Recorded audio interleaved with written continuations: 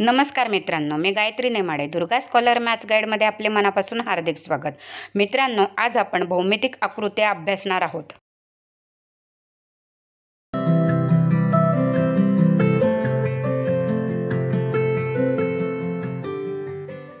प्रकरण पहिले, भौमितिक आकृत्या. मित्रांनो, तिसरीपर्यंत तुम्ही काही भौमितिक आकृत्या शिकला आहात.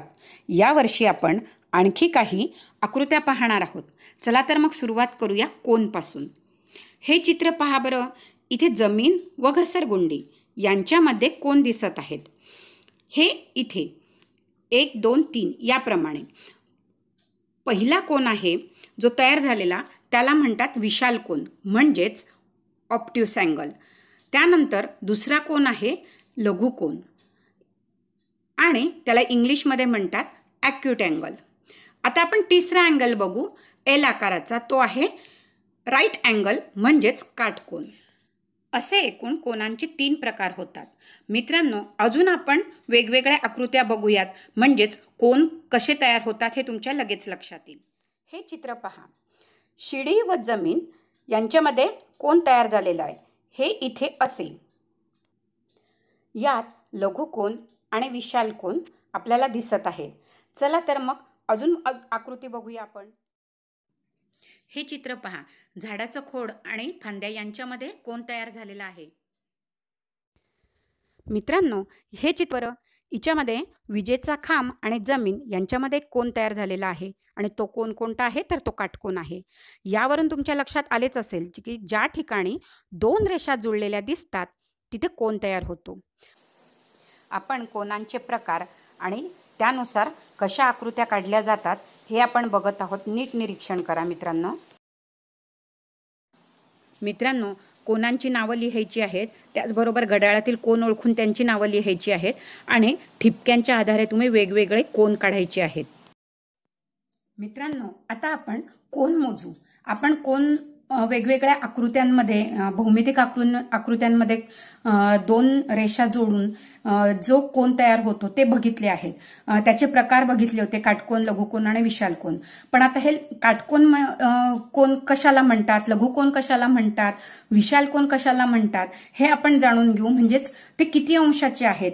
तर हे आहे कोनमापक आणि या कोनमापकावरून आपल्याला कोन मोजता येतो आणि त्यावरून ठरवता येतं की काटकोन म्हणजे कोणता. तर आता या कोनमापकाच्या मध्ये सर्वात महत्वाचं म्हणजे जी सर्वात खालची जी लाईन आहे तिच्यामध्ये जो अर्धवर्तुळ आहे त्याच्या मध्यावरती जो मध्यबिंदू आहे हा, त्यानुसार त्यावरून आपल्याला ठरवता येतं.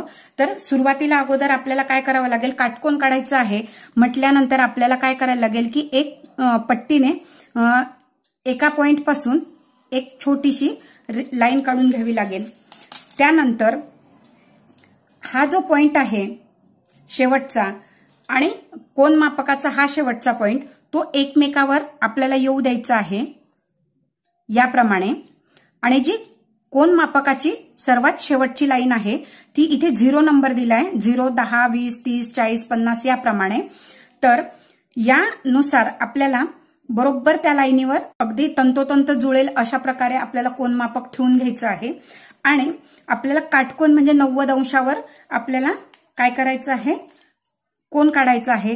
आणि 90 अंशाची रेष म्हणजे ही सरळ, कारण हा इथे 90 अंशाचा कोन दिलेला आहे म्हणजे 90चा आकडा लिहिलेला आहे. तिथे आपण एक छोटासा डॉट करून घ्यायचा आहे. आणि त्यानंतर काय करायचं आहे, हा जो आपण दिलेला जो डॉट आहे म्हणजेच बिंदू आहे आणि रेषेचा शेवटचा म्हणजे हा बिंदू आहे तो आपल्याला काय करून घ्यायचा आहे, या प्रकारे आपल्याला जोडून घ्यायचे आहेत. मग तुम्ही अगदी त्या बिंदूला पूर्ण तिथपर्यंत टच करायचंच असं नाही, थोडी छोटी जरी काढली तरी चालेल.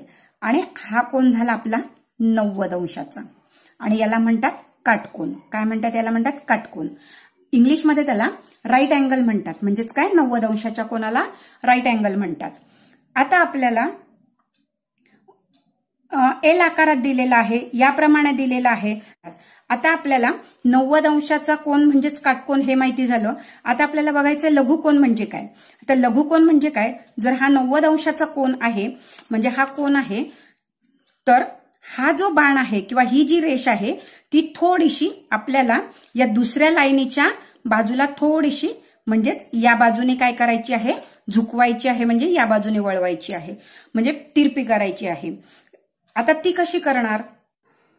पट्टीने सरळ रेष ओढून घेतली आणि बाणाच्या शेवटच्या बाजूला कोन मापक ठेवून मी बाणाच्या जिथून 0 आहे तिथून मोजायला घेतले. हा आपला 90 अंशाचा कोन. 90 अंशापेक्षा तुम्ही इथे 0 पासून 10, 20, 30, 40, 50, 60, 70, 80 आणि 90 आणि मध्ये 5-5च्या लाईनी आहेत. एवढ्यामध्ये तुम्ही कुठलेही जर पॉइंट घेतला तरी तो लघुकोन तयार होतो. आता समजा मी इथे 50 अंशाचा जर कोन घेतला तर मी या 50च्या पुढे बरोबर एक पॉइंट काढून घेतला किंवा बिंदू काढून घेतला आणि आता मी पट्टीने हे दोन्ही बरोबर जोडणार. हे याप्रमाणे जोडले मी. तर हा झाला तुमचा 50 अंशाचा कोन आणि तो म्हणजेच काय झाला, लघुकोन. 90 अंशापेक्षा जो लहान कोन असतो त्याला लघुकोन म्हणतात. आता आपण हे बघितलं 90 अंशाचा कोन म्हणजेच काटकोन. 90 अंशापेक्षा कमी अंशाचा कोन म्हणजेच तो लघुकोन होतो, म्हणजेच ॲक्यूट अँगल म्हणतात त्याला. आता 90 अंशापेक्षा ज्याप्रमाणे आपण लघुकोन करायला हा जो ॲरो आहे तो या ॲरोच्या जवळ आपण या बाजूने असा काय केला होता, सरकवला होता. विशाल कोनाला काय करायचं आहे, हा कोन 90 अंशापेक्षा काय करायचं आहे, डाव्या बाजूला सरकवायचा आहे, म्हणजेच तो कोन काय होईल, मोठा कोन होईल. आता तो काढताना कसा काढणार, तर पहा इथे आपण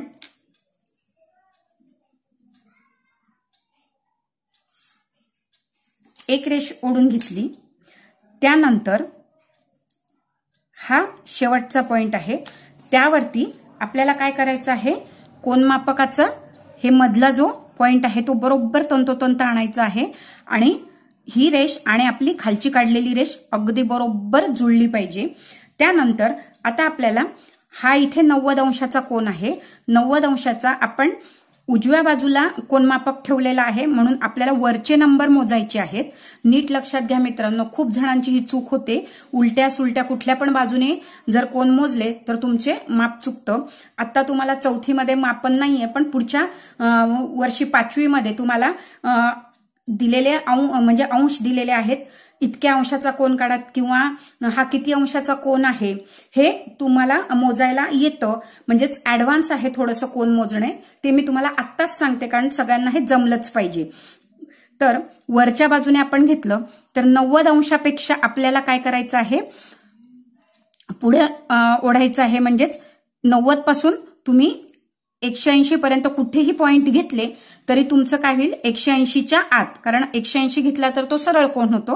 म्हणून आपल्याला 90 अंशापेक्षा कोणताही तुम्ही जर कोन घेतला तर मी तो घेतला समजा 140 अंशाचा, तर मी 140 हा इथे 140 लिहिलाय, त्याच्या पुढे मी बिंदू काढून घेतला आणि आता मी हे दोन जे बिंदू आहेत, आता मी हे जे दोन बिंदू आहेत ते जोडणार आहे. याप्रमाणे पूर्ण त्या बिंदूपर्यंतच जोडलं गेलं पाहिजे असं नाही आहे. फक्त आपण काय करायचं आहे की रेष काढताना बरोबर त्या बिंदू ते हा बिंदू बरोबर जोडून घ्यायचा आहे पट्टीने. हा म्हणजे झाला आपला 140 अंशाचा कोन आणि तो काय झाला, विशाल कोन, म्हणजेच त्याला म्हणतात ऑब्ट्यूस अँगल. याप्रमाणे कोन मोजणे आपण बघितलेलं आहे. आता तुम्ही समजा तुम्हाला सांगितलं की 35 अंशाचा कोन काढून दाखवा बरं. समजा तुम्हाला सांगितलं 35 अंशाचा 35 अंशाचा कोन काढा, तर त्यावेळेला काय करायचं की आधी एक रेष ओढून घ्यायची आहे. त्यानंतर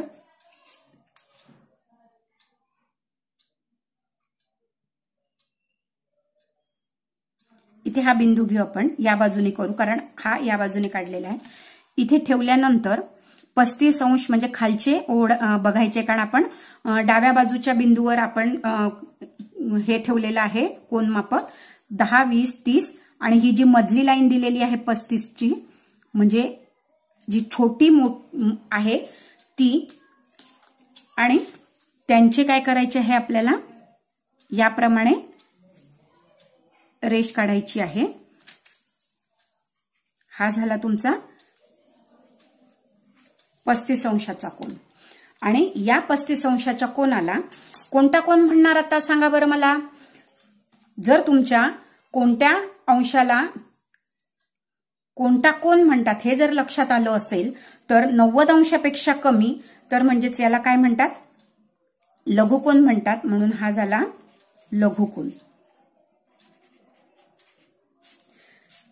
याप्रमाणे तुम्हाला बाकीचे हे पण काढायचे आहे। जर तुम्हाला 120 चा विचारला तर 90 पेक्षा जास्त म्हणजेच एक लक्षात ठेवायचं आहे, 90 पेक्षा कमी जर असेल, 90 पेक्षा कमी असेल तर तो कोणता होतो, लघुकोन होतो। हे लक्षात ठेवायचं आहे। आणि 90 पेक्षा मोठा असणारा जर दिलेला कोन असेल तर तो विशाल कोन होतो। आणि 90 अंशाचा कोन जर असेल तर त्याला काटकोन म्हणतात।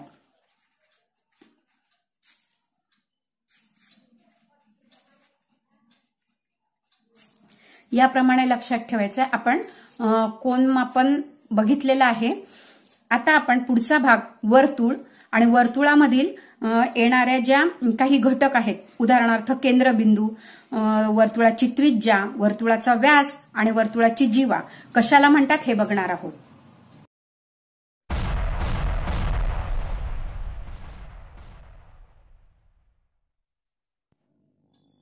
मित्रांनो, वर्तुळ म्हणजे सगळ्यांना माहिती आहे की वर्तुळ म्हणजेच काय तर आपण जो गोल आकार असतो त्याला वर्तुळ म्हणतो।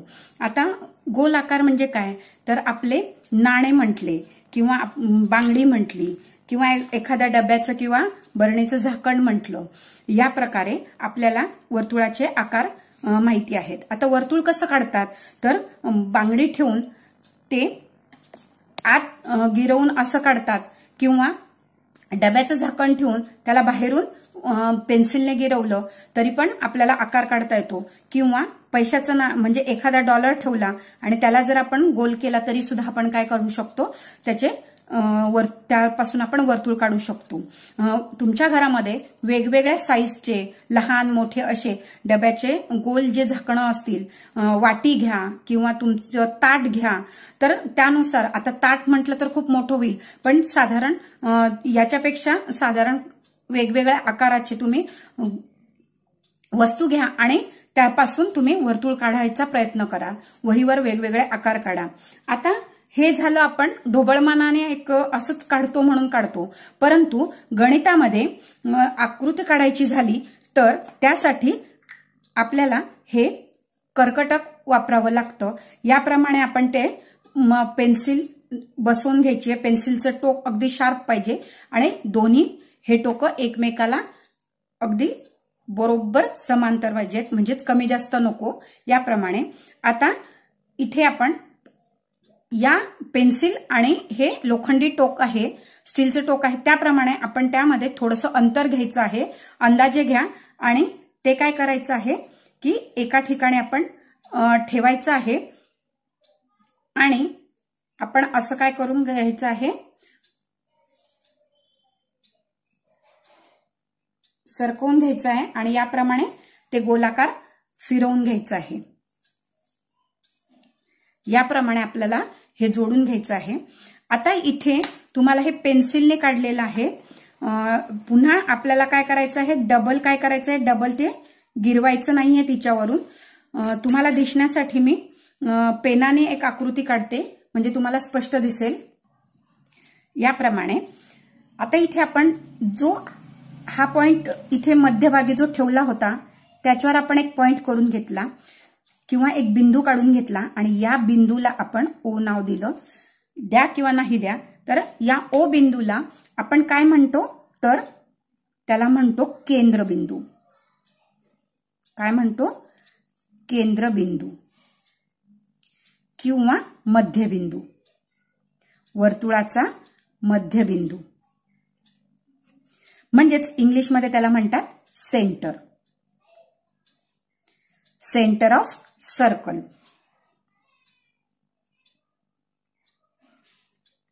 याप्रमाणे. आता मित्रांनो, इथे हा जो सेंटर आहे, या सेंटर पासून मी जर वर्तुळाच्या कोणत्याही एका बिंदूवर रेष जोडली तर त्याला काय म्हणतात? पहा, याप्रमाणे जर मी जोडून घेतली वर्तुळाचा मध्यबिंदू आणि वर्तुळावरील एक पॉइंट किंवा एक बिंदू आणि मी याप्रमाणे जोडली, मग तुम्ही कोणताही पॉइंट घ्या, इथे इथे कितीही अनंत पॉइंट आहेत, कारण वर्तुळ मुळात कशाने बनलेलं आहे? पहा, वर्तुळ हे पूर्ण डॉट डॉटने बनलेलं, म्हणजे बिंदू बिंदू बिंदू जोडून जोडून तयार झालं तो वर्तुळ आहे. म्हणजेच वर्तुळावर असंख्य बिंदू आहेत किंवा असंख्य बिंदूंनी गोलाकार बनलेली आकृती म्हणजेच वर्तुळ. आता ह्या रेषेला काय म्हणतात? तर ह्या रेषेला म्हणतात त्रिज्या. काय म्हणतात? त्रिज्या. आणि इंग्लिशमध्ये तिला म्हणतात रेडियस. काय म्हणतात? रेडियस. हा म्हणजे तुमचा काय झाला? सेंटर. म्हणजेच काय? केंद्रबिंदू. याप्रमाणे. आता तुम्हाला कळलं की केंद्रबिंदू म्हणजे सेंटर म्हणजे काय? मध्यभागचा पॉइंट. त्रिज्या म्हणजे काय? तर केंद्रापासून वर्तुळाच्या कोणत्याही एका बिंदूला जोडणारी रेषा म्हणजेच त्रिज्या होते. आता आपण काय करू? व्यास म्हणजे काय बघू. व्यास म्हणजे त्याला इंग्लिशमध्ये डायमीटर म्हणतात. ते कसं काढतात?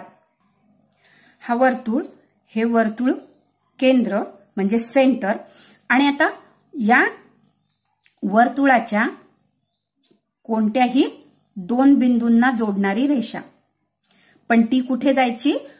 केंद्रबिंदूमधून जाणारी म्हणजेच सेंटरमधून जाणारी लाईन. म्हणजेच मी याप्रमाणे ती रेषा ड्रॉ केली. याप्रमाणे. म्हणजेच एक बिंदू केंद्रबिंदूमधून दुसऱ्या बिंदूला जोडणारी रेषा, त्याला काय म्हणतात? व्यास म्हणतात. हा काय झाला? व्यास. म्हणजेच आपण त्याला इंग्लिशमध्ये म्हणतो डायमीटर. डायमीटर. आता हिच्यामध्ये फरक बघा. त्रिज्या आपण फक्त एका बाजूने दुसऱ्या म्हणजे एका बाजूनेच आपण जोडली होती केंद्रबिंदूपासून, पण डायमीटर मध्ये आपण व्यासामध्ये काय केलं की दोन्ही बाजूला जोडून घेतली. म्हणजेच त्रिज्येच्या दुप्पट काय होतो? व्यास होतो. त्रिज्येच्या दुप्पट व्यास किंवा त्रिज्येच्या डबल होतो. जसे आपण त्रिज्या खूप साऱ्या काढू शकतो. म्हणजे जर या पॉइंट पासून मी कितीही रेषा जर सरळ अशा मारल्या तर त्या काय होतात? त्रिज्या होतात. तशाच केंद्रबिंदूपासून मी कितीही सरळ रेषा जर मारल्या, ओढले म्हणजे पट्टीने जर मी मारून घेतल्या कितीही, तर तो काय होतो? व्यास होतो. वर्तुळाचा व्यास होतो. म्हणजे वर्तुळाची डायमीटर ऑफ सर्कल होतो. आणि ते अनंत आपल्याला काढता येतात, कारण इथे आपण बघितलं खूप सारे बिंदू आहेत आणि त्याच्यातले कोणतेही दोन बिंदू जर समोरासमोरील दोन बिंदू जर आपण एकमेकाला जोडले तर आपल्याला काय होतं? काय मिळतं? व्यास मिळतो. आता आपण बघणार आहोत जीवा म्हणजे काय. मित्रांनो, हे वर्तुळ आहे. वर्तुळाचा केंद्रबिंदू म्हणजे सेंटर आहे, आणि या सेंटर सोडून सेंटरमधून आपण जी रेष काढली त्याला आपण काय म्हटलं होतं? व्यास म्हटलं होतं. परंतु आता सेंटरच्या बाजूने तुम्ही कोणतेही समोरासमोरील दोन बिंदू घ्या आणि आपल्याला ती रेषा काढायची आहे किंवा रेख काढायची आहे. ते दोन बिंदू जोडून याप्रमाणे, किंवा मी आडवे घेतले कोणतेही, हा एक बिंदू घेतला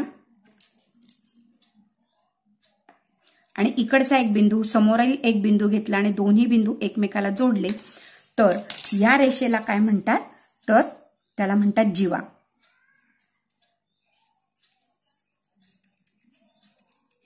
म्हणजेच कॉर्ड. जसे आपण अनंत व्यास किंवा अनंत त्रिज्या काढतो तसे आपण खूप सारे अनंत अशा जीवा काढू शकतो. कारण कोणतेही 2 पॉइंट समोरासमोरील तुम्ही जोडले तर त्याला जीवा म्हटली जाते. आणि सर्वात मोठी जीवा, वर्तुळाची सर्वात मोठी जीवा कोणती असेल तर ती व्यास असते. म्हणून आपण म्हणू शकतो की वर्तुळाची सर्वात मोठी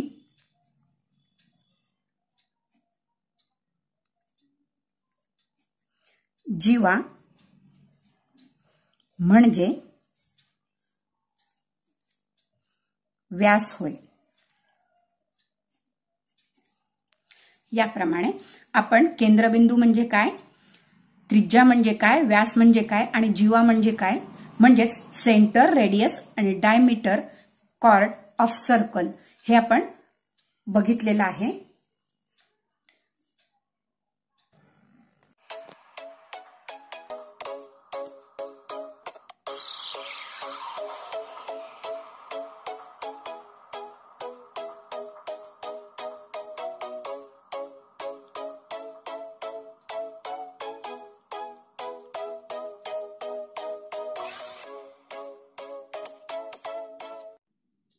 मित्रांनो, भौमितिक आकृत्यांमध्ये आता आपण शिरोबिंदू व बाजू कशाला म्हणतात हे बघणार आहोत.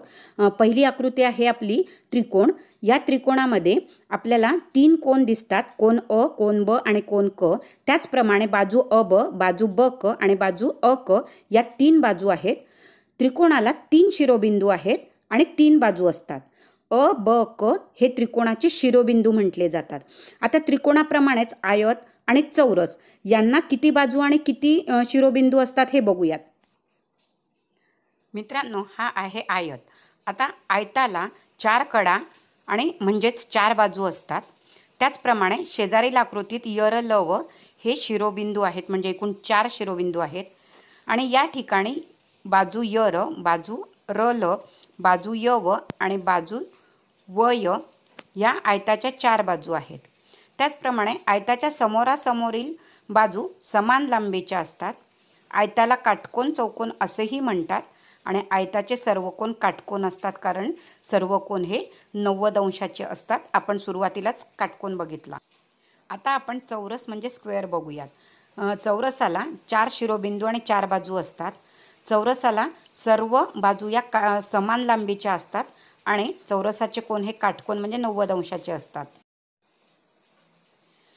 मित्रांनो, झालेल्या भागावर हा जो स्वाध्याय आहे तो तुम्ही व्हिडिओ पॉज करून मग वहीमध्ये सोडवून बघायचा आहे, म्हणजे तुम्हाला कितपत येतं हे लगेच समजेल. तुम्हाला माझा व्हिडिओ आवडल्यास नक्कीच लाईक करा, शेअर करा आणि कमेंट करून नक्की कळवा की तुम्हाला हा व्हिडिओ कसा वाटला.